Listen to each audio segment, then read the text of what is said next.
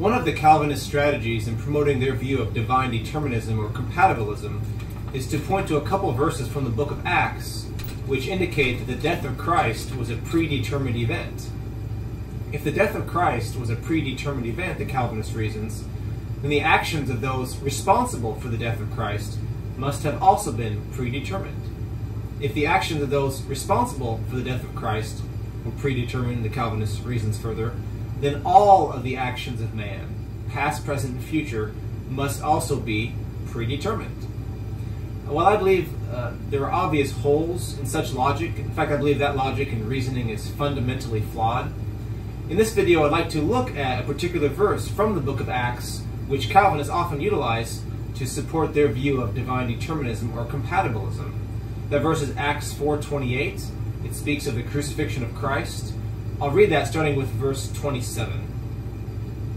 For truly against your holy servant Jesus, whom you anointed, both Herod and Pontius Pilate, with the Gentiles and the people of Israel, were gathered together, to do whatever your hand and your purpose determined before to be done. Because of the theological baggage that surrounds the term, I don't believe that determined before is the best rendering of the Greek verb pro-orizo. To render pro-orizo as determined before, or predestined, as some translations do, gives one the idea that God not only set in place the death of Christ, but that he also directly caused and orchestrated all the rebellious actions of those who desired to crucify Jesus. In my opinion, a more nuanced understanding of the basic meaning behind pro-orizo would not lend itself to such an interpretation. Now, the Greek verb pro-orizo is a compound word in the Greek. Pro is a preposition which means before or prior. Orizo means to mark out the boundaries of something. Although it wouldn't be great English, you could literally translate that as boundaried beforehand. Think of limits being fixed, settled, established, defined beforehand.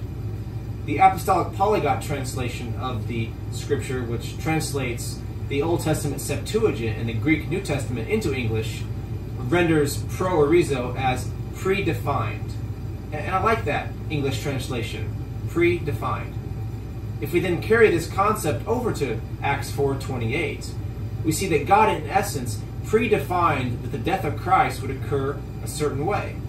That the actions of Herod, Pontius Pilate, the Gentiles, the Jews, would happen within the boundaries that God had established beforehand. Nothing would happen outside of the boundaries that God had established. Everything would happen within those set boundaries.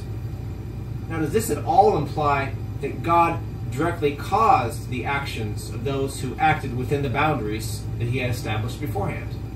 Not at all. You see, it pleased God to allow evil men to carry out their own evil purposes.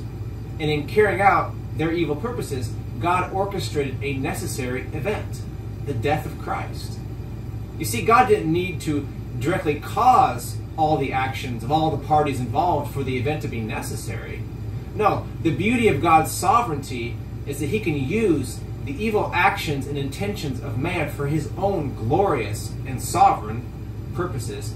And that, my friends, is exactly what we find in Acts 4:28. Thank you for watching.